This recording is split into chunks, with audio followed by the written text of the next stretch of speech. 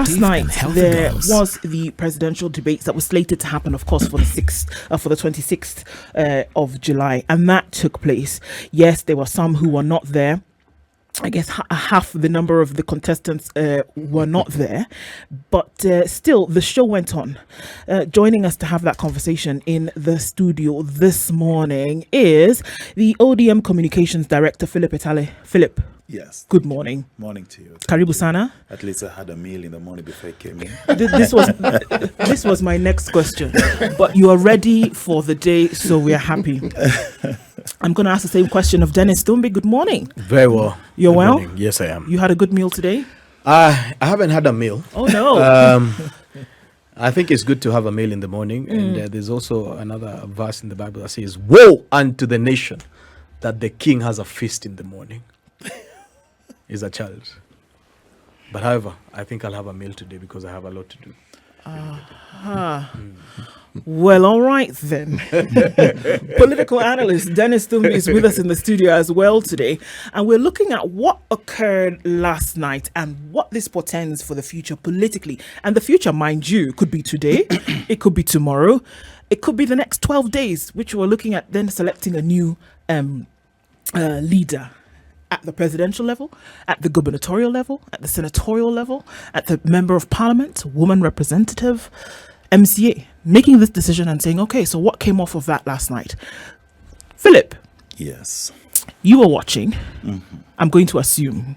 I followed it. You followed it. Mm-hmm. What were your thoughts coming off of this, especially since the Azimio presidential candidate Raila Odinga did not attend the debate? First, I want to say Honorable Raila Odinga's decision to skip the debate should not be thought to be an act of cowardice, like some people are trying to put it. Sometimes in politics, there are decisions that one has to make. And every decision that one makes in politics has a reason. One, you may decide not to have a meal, like my brother Nthumbi has decided not to have a meal in the morning. Number two, you may have a meal like I did. So what Mheshimiwa Raila Odinga did was just to take a break from these debates. He has been participating in all the debates since 2013. Nobody has ever raised a question on why he is attending these debates. This time around, he said, I want to take a break from this debate so that to give room to my competitor to explain himself. Okay. And I want to say here, without batting my eye, that the Honorable William Samoei Arap Ruto will go down in history as the only man to have lost in a debate in which he was the only contestant. He never talked anything about the hustler that he always talks about in rallies. He never touched on Mama Mboga. And in fact, after the photo shoot that they had with the Mama Mboga and the border chap, you could see that video where the Mama Mboga was being shoved away. Ni kama unachoma picha. Meaning that that lady was just brought in for PR purposes. Then after that photo shoot, her purpose was done. He never mentioned anything about the bottom-up economy. He's been yelling and shouting in rallies, talking about bottom-up economy. Yesterday, he had 1 hour, 30 minutes to talk about it, to explain how this bottom-up economy is going to help this country, how it's going to bolster the growth of our economy. He never did that. I watched from minute one to the last minute that he was given to talk about, to say something, to give his parting shot. I thought he would say, I want you Kenyans to vote because I'm supporting or I'm agitating for a bottom-up economy. He never did that, which means bottom-up economy is just but a fallacy and a dream that can never come true for this country. Perhaps he was reading from the books and the papers about what happened in Singapore, because the president who was ousted after 1 year in office came in office talking about bottom-up economy. When he got into office, he plundered the economy of that country in the guise of doing what he was promising the people. But the people said, just like William himself said yesterday, enough is enough. And I believe to him, enough is enough. Now, Dennis, okay, what do you have to say about this? I mean, here, Deputy President William Ruto basically had a captive audience to himself to be able to tell the country one last time, maybe at a gathered audience like that, what he would want to do if the Kenyan people did select him, and what he chose to say is what he chose to say. What were your thoughts about this, reactions from that debate? Thank you very much, and thank you for having me here, and good morning to our worthy listeners. In his opening statement, he said, I believe that this is a Mama Mboga moment. We have 5 million young people who are not working. We have 15 million Kenyans who today are blacklisted in CRB. We have 10 million citizens who have no access to credit in the small and micro enterprise sector. I believe I am the candidate with the plan to take Kenyans to the next level. Okay. So indeed, he spoke about Mama Mboga. And not just speaking about Mama Mboga, he spoke into the issues of Mama Mboga. Mama Mboga, Not meaning just- Mama Mboga is a hustler. Yes, Oh, okay. Mama Mboga is basically what it is that we call the primary micro enterprise in our country. Okay. Sort of what we call the Kadogo economy. You understand? So if you don't have a farm, or if you can't go into your large supermarkets technically, and you have your 5-10 shillings and you need a meal, you basically get Mama Mboga to fix your meal. Not just that, Mama Mboga stands as one of the biggest micro loaning enterprises in these countries. They can access you 2,000 worth of credit on Mboga, and at the end of the day, you pay them after 2 weeks or whatever it is. So they sit as sort of what it is that we call the backbone of not just of food industry, but the micro enterprise industry. So he didn't just do that, but also part of his chief guests was Mama Mboga from Kiambu and a border person. Now, by the grace of God, I have been involved in the debate process, debate planning process, the presidential debate planning process from 2013, 2017, and 2022. Yesterday, the two of his guests who then sit within the bottom of our pyramid in Norway's social and micro economic status were his VIP guests. They accessed his VIP room. They took center stage seats. They were with him technically all the way. They were part of the team that received him together with the media owners and the media council thereabouts. So they were at the center of all this. So was it optics, or was it part of then what he was going to share for What the is- debate? I don't know what is optics, because the cameras belong to the media, at the end of the day. So, I mean, if optics, they can go to the studio, take their own photos. No. Listen, the audience who was listening to what the deputy president spoke, because you're talking about the fact that he brought in, the Mama Mboga as his chief guest. Yes. For whose benefit then was that? For their benefit. Them? It was for their benefit. For their benefit, for their them to be benefit. part of this. And Okay. I can tell you, I have been part of the debating process as a chief security consultant. And I have never seen that level of guest, essentially the bottom of a pyramid, coming into such debates. Usually, you have the entitled political class attending that, and families and thereabout. You don't have what we call is that the less privileged, if I'd use that. But that's not just it. Let me speak into the absence of Raila Odinga and into the absence of Wajakoya. Raila Odinga is not the only one who missed the debate. Wajakoya also missed the debate. There's what we call democratic obligations. And democratic obligations sit within what we call prudential obligations. The ultimate indebtedness into liabilities and obligations of you as a leader. The debate today sits as an integral part of not just our democratic process, but our electioneering process. It sits as the stage where then the leader answers to critical questions, but not just that, where it forms as part of an audit process, but not just that, where it sits within a place where then the leader can answer to critical questions and be accountable to the masses. Now, in 2013, one interesting thing happened.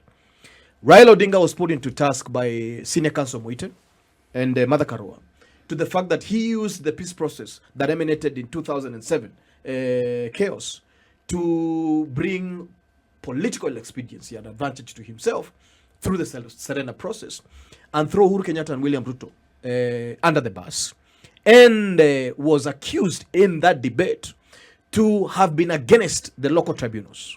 Why am I saying that? Is because the explanation that was given within the 2013 debate sat as an integral question that Kenyans had to the peaceization of the nation, to ensuring that we have eternal peace and we don't just erupt after every 5 years. You understand? The process that came from 2007 today is essentially what has contributed to critical institutions within our constitution, Constitution 2010. When you look at NCAC, when you look at the electoral process gains that we have, when you look at National Land Commission and thereabout, so all those were explained within this debate, and there was a proper discourse that emanated from that. But unfortunately, somewhere from 2017, there was a abstention of Uhuru Kenyatta. And this, in 2022, there's the abstention of Raila Odinga. So what that happens is that Kenyans who are the ones who are entitled to this debate democratically, under many articles of the Constitution that I can cite, miss to audit leaders on critical questions that are plaguing this nation, especially now when we sit where Raila Odinga must answer on the fact that he's a state project. Wajakoya also comes on the as fact? a state project. On the fact that has been spoken about. Or the opinion, the president said, I picked these two personally. But if something is spoken about, it's an opinion, not necessarily That's a the reason fact. why I'm saying. That's the reason why it's important to come to these debates, so that then you can explain yourself, so that then we can discuss this as a community and as a family judiciously, and you can also let us know your role perhaps as a quasi-president, and why within the 5 years that we had the handshake, how come it morphed to a BBI, to a constitutional review or revision process? And what about the critical questions on integrity, on matters of KEMSA billionaires and many of those things that today do not address the plight that Kenyans have gone through the pandemic and through the exaggeration cost of living that we are living in. So that debate sits as an integral juncture where we audit questions that are plaguing our society and our community in ways that then will bring comfort and stability. ETALE, do you feel that those are questions that then are on the prerogative of Raila Odinga to answer, or Wajakoya to answer, those who did not attend the debate? And I'll not speak for Wajakoya because I'm not a political analyst like my brother is. I'll only speak for the Honorable Raila Odinga. And I want to dispel one thing that my brother said here. This issue of Raila being branded a project. Raila Odinga vied in 1997 for the top seat.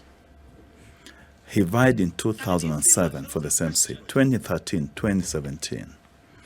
Whose project was he then? The Raila I know believes in one cause, that I want a Kenya that will be corrupt-free, a Kenya that will be united, a Kenya where everyone in business will thrive and everything will work. Now, but Raila Odinga in 2018 decided that after all that happened in 2017, during and post-election, that I should sit down with these men that I've been battling for over the years for the top seat and agree on working together in the interest of the nation to put this country together, to ensure that there's peace, that businessmen and businesswomen work in an environment that is conducive, without noise, without people throwing stones, without police officers hurling tear gas canisters at people demonstrating. He is now branded a project. Raila Odinga is far much away above being branded a project. He can never be anybody's project. He is his own man. Number two, my brother has said that there's a question that arose in 2013 about the issue of prosecuting suspects of the PAVE 2007-2008 post-election violence. He says blatantly here that Raila Odinga was agitating for the Hague. Yet Raila is on record. He is quoted in many forums saying how a local tribunal would have been useful in handling this matter. And the very man he is trying to defend here, I believe he is, Dr. William Ruto, was quoted in a press conference and even in public forums saying he prefers the Hague because he believes if a local tribunal is set up for these, it can be used to settle political scores. Now you know where the lie is.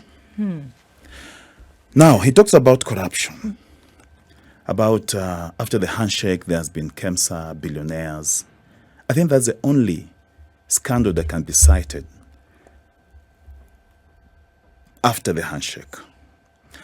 In 2013 to 2017, there are over 20 corruption scandals involving billions of shillings, including the SGR, inflating the cost of the SGR. There's Galana Kulalu, which failed, and yesterday the deputy president could not explain how it failed, yet they had promised Kenyans that Galana Kulalu was going to be a very viable project for the country in terms of ensuring food security. Yes. There were so many scandals.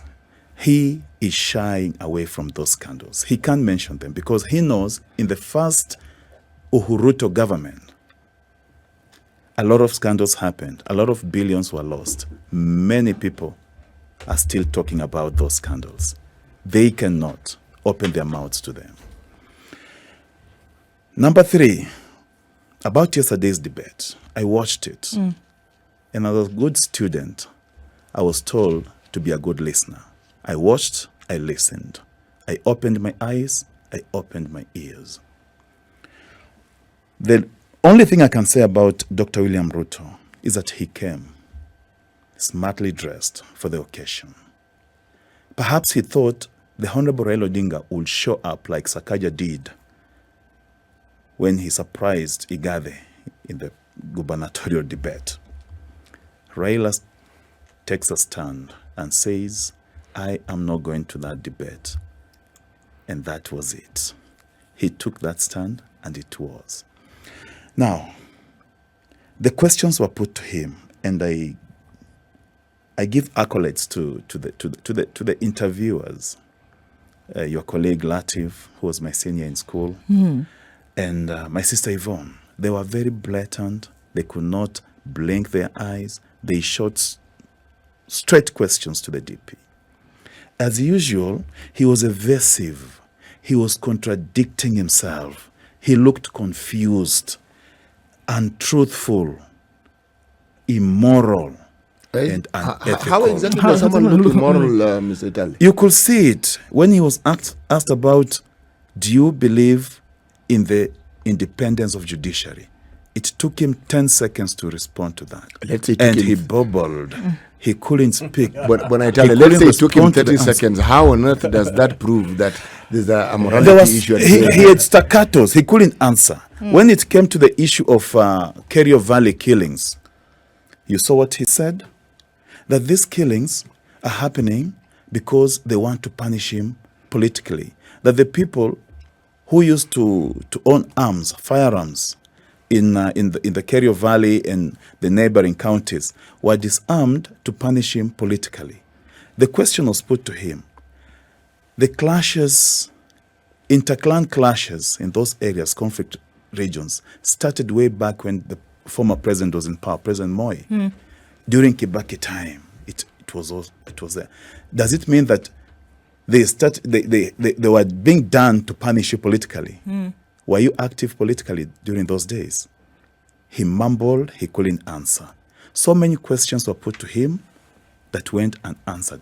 And if he answered, he was very skewed in answering those questions. CT, it seems that Philip is basically saying that the Deputy President didn't meet the mark when it came to this debate. He didn't. That's what he said Look at it this way. What I'm hearing, Philip is actually stating his understanding of what the debate was, and he claims what he saw, because he opened his eyes, what he heard, and he has put them together, an amalgam, and he has analyzed it, and he's giving us his analysis and understanding of it. He's not stating facts. He's stating what he understood, what took place to be.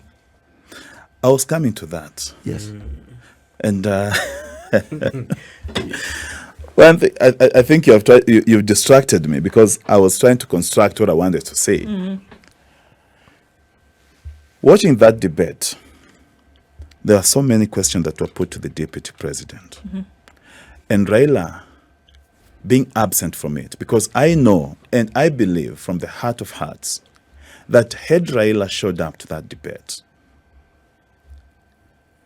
the Deputy President would have gained courage to start spewing venom like he does in public fora.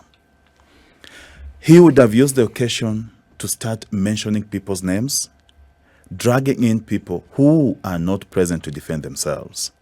But because my boss failed to show up, he looked like he was humbled, because the question that were being shot to him was straight, and he could not use that occasion to try and have a scapegoat that, this mtu akitendawili, blah, blah, blah, like he always does in public fora. And would have straight questions, I'm sorry, Philip, but would have straight questions not been then posed to Raila Odinga had he not shown up? Definitely Raila Odinga. Well, Raila Odinga knows how to tackle questions. And he always wants an environment where you are free to answer questions without anyone intimidating you. Are you suggesting that Raila Odinga would have been intimidated had he appeared? Look here. The purpose of a presidential debate or any other debate in a political, in an electioneering period, is to have the gentlemen and ladies who are participating in that particular electoral process to articulate their issues constructively and effectively in an environment that is conducive for them to do that. If you watch, I once visited the UK during the debate, one of the debates, and I liked the way it was organized, because the rules of the game were, you are coming here to talk about the manifesto that you have, the policies that you want to implement when you are elected into office, and what you want to do for the people of the United Kingdom.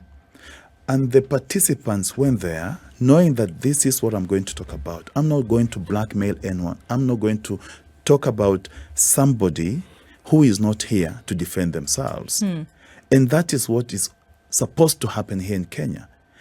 But to the contrary, the debates in Kenya, like William Ruto said in 2017, debates are used to blackmail people, to intimidate people, to have people answer questions that are irrelevant. He said it, and he's on record. When he skipped the presidential...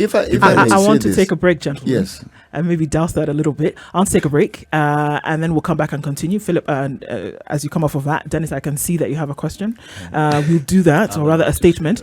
All right, let's take a break at 27 minutes to 10 o'clock. This is the Situation Room. The only way to start your day. The conversation continues. Before we went to the break, coming back to you, Dennis, and you had rebuttal. Yes, I mean, I have sat here in the eyes of a father, looking at Philip.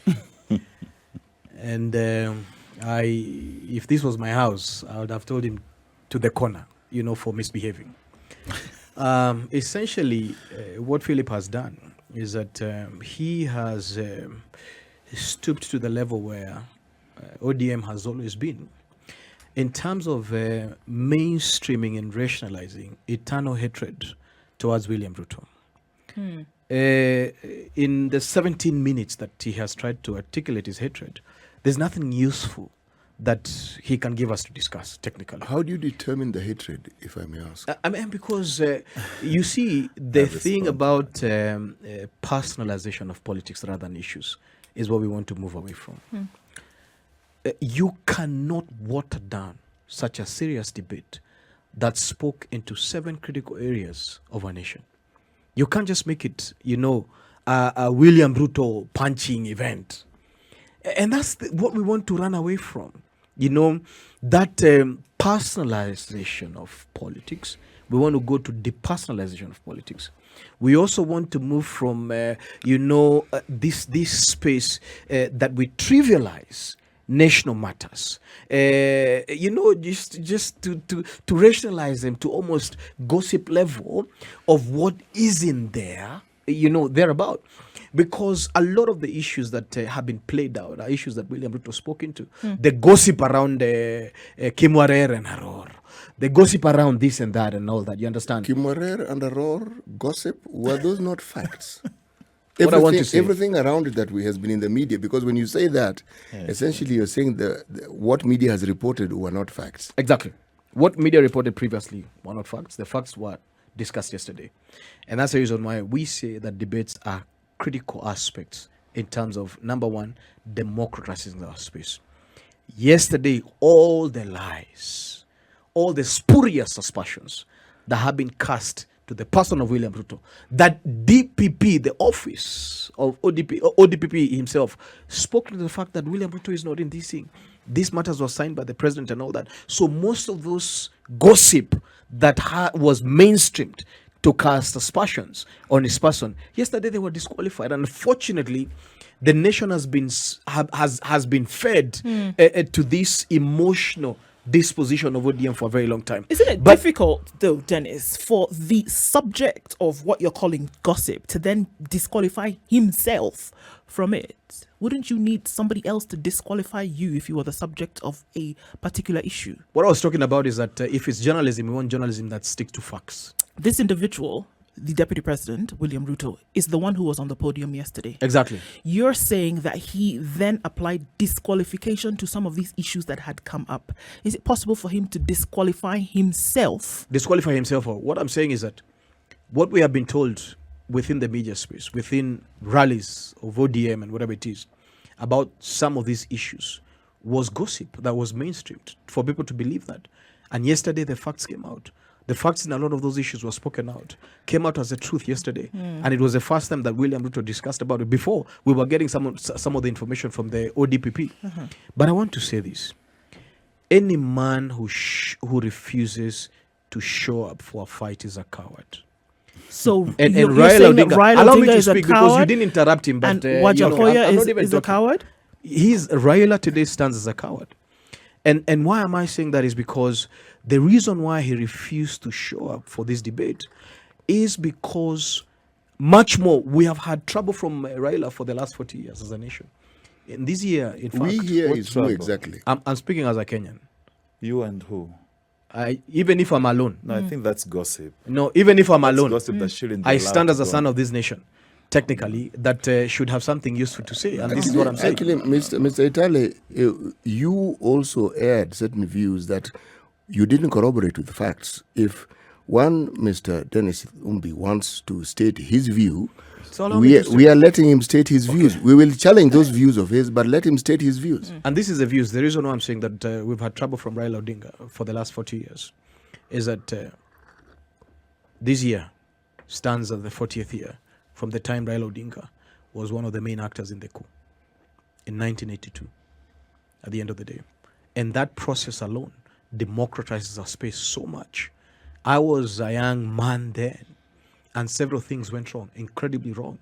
And you can see an entire traction from that time in terms of how that coup led Moi's disposition into compromising critical aspects of democracy and thereabout as we go into that space.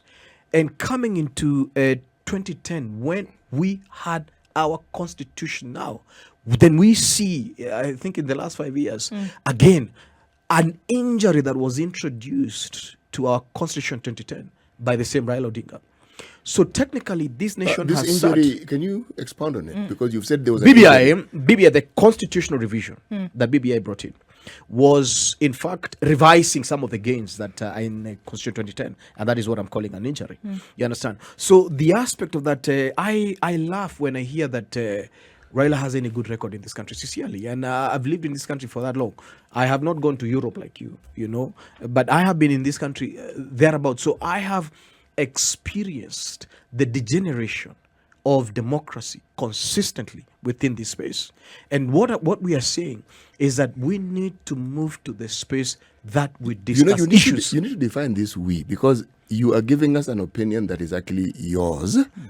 You haven't provided any facts that support what you're saying, except that you're saying it. I have given you the facts that you understand that facts. there was BBI, that was a constitutional revision process. Fact number one. Fact number two, I have told you about the coup that happened in 1982.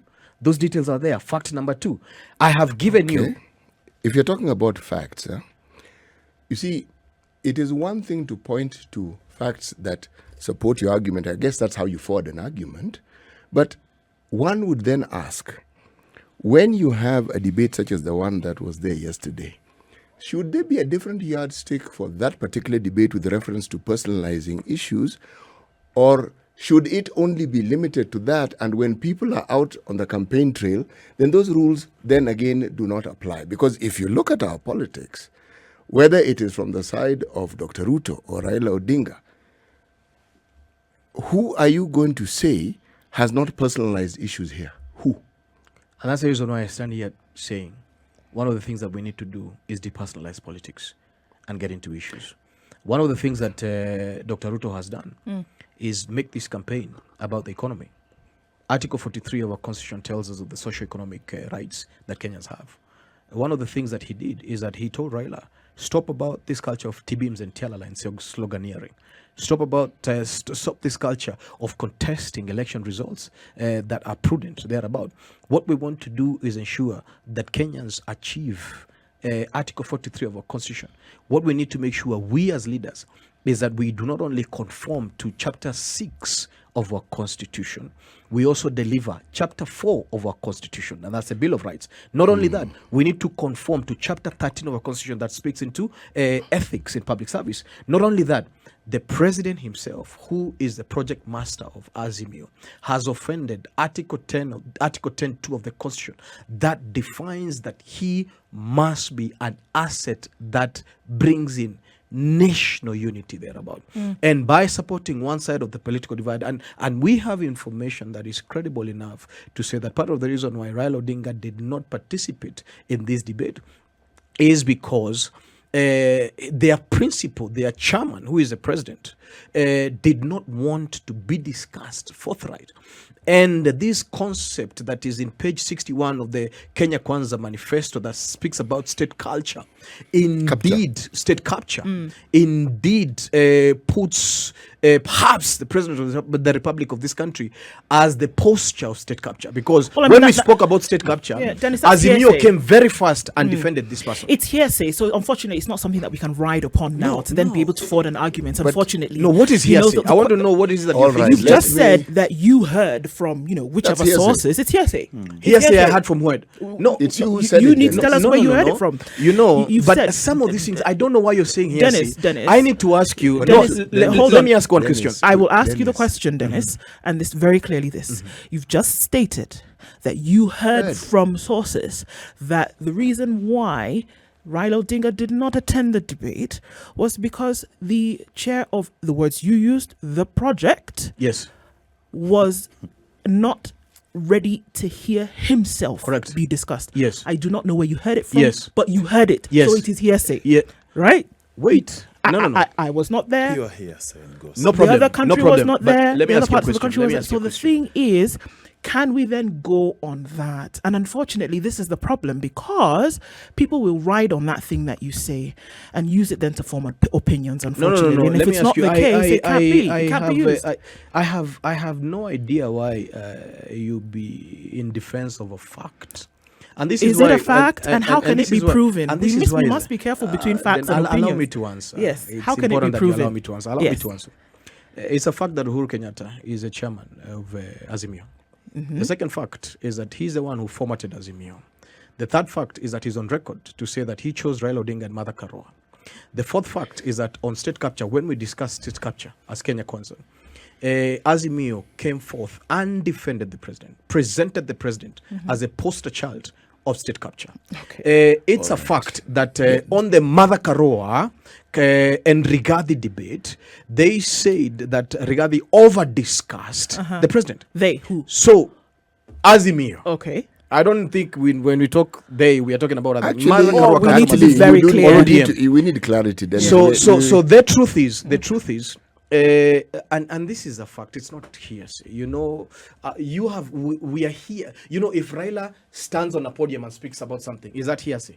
If I say I heard from Raila, Yes. it's not hearsay. Yes, Yes, it it is. is. Well, you know, technically, you know, hearsay is borderline and factual. But what I'm saying here are factual things. I've given you 5 facts. No, but on I'm why- asking on the one issue on which why- unfortunately you've not Do given me if a I fact. may. No, No, CT has a if question. I Go may, ahead. if CT, if I please. may, I've given you facts. At the end of the you day. refer to facts.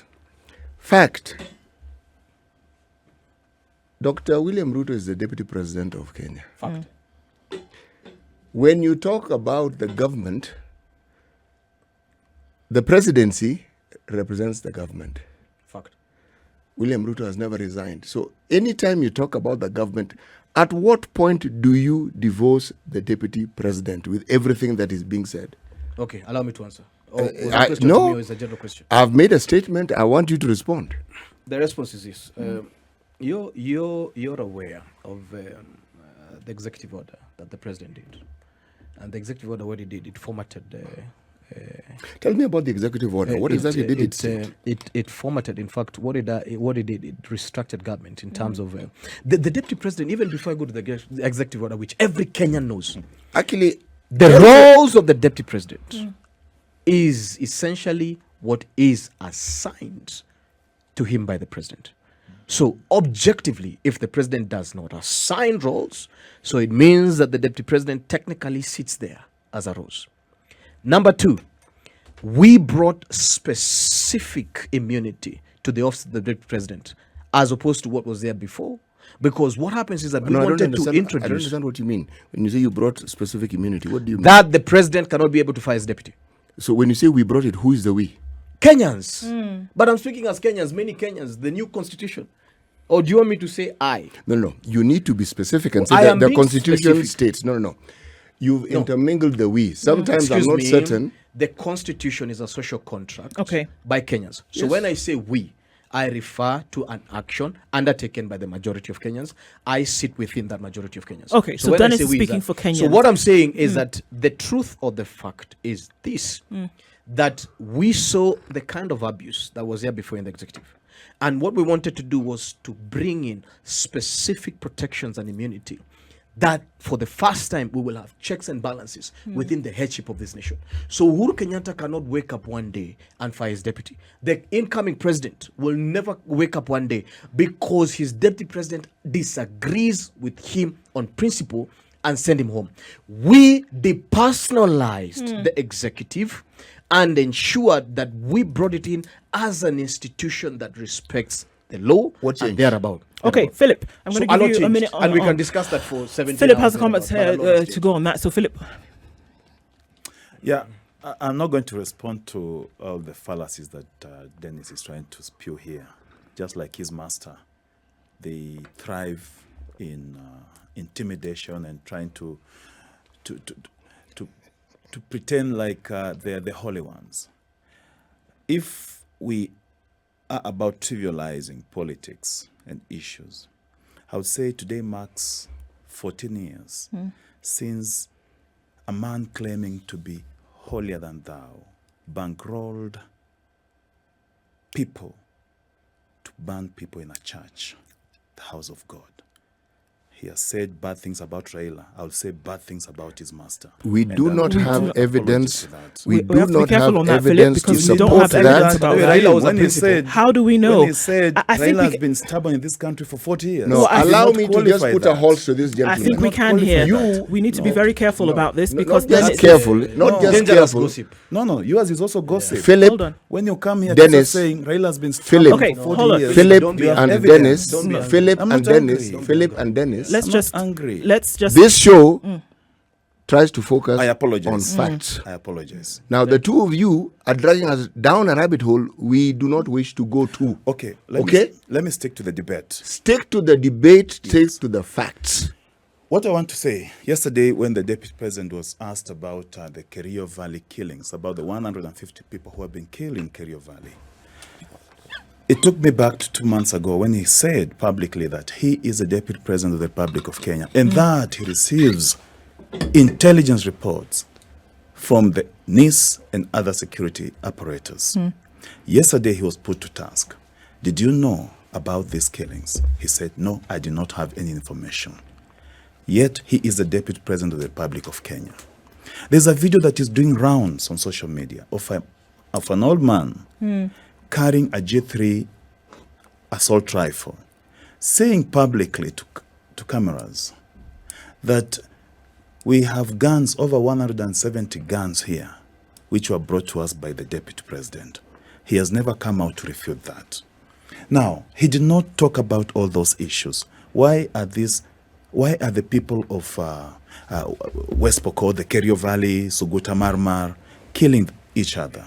He did not address that. Tiati area. He has never gone to Tiati to address the problem that is there about insecurity.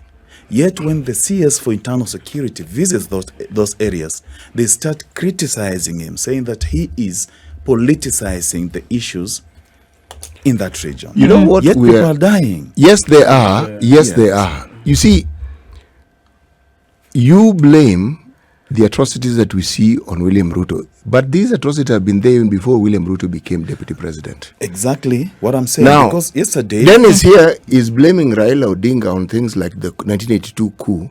12 people were killed, 900 were jailed. Raila's name was mentioned, his father's name was mentioned. People were put under house arrest. What then happened thereafter? And yet, these are the facts. But he wants to claim that Raila was the coup master. Yet, there is no evidence at all Correct. to support that. There's a Now, lot of evidence. there's no evidence there. hearsay and opinion is not evidence. No, No, I I think have our to- time yeah. is almost Our up. time is actually our time is actually almost up, because we're wrapping this up. I think that this will take us into we'll take your last words, and we'll take your last word, Philip, literally in 20 seconds, and then we'll take yours as well, Dennis. What I want to say is, let's be truthful with what we say. Anybody who aspires to be the leader of this nation must be able to speak the truth, must be able to articulate issues that face the common mwananchi. All right. What we are seeing from Kenya Kwanza is just a charade, people running up and down, thinking that they can hoodwink Kenyans and claim that they are speaking facts. Dennis, from you really quickly. Azimio ran away from the debate because they have nothing important to say. And arguably, as we know, is that they have been party to injuring our economy and our democracy and many other things that we don't have time to say. The truth is, I am glad that the deputy president went to this debate. I am glad that he spoke into critical national matters.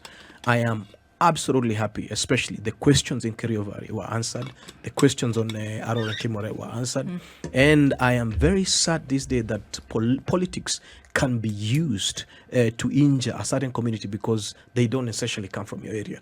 We are asking the nation today to essentially elect William Samoei Ruto because he's the one that has an agenda and he's the one who rescued this nation from where Azimio has taken us, that rabbit hole that my brother was talking about. Gentlemen, thank you for being part of the show this morning. Asante, and the conversations obviously continue, folks.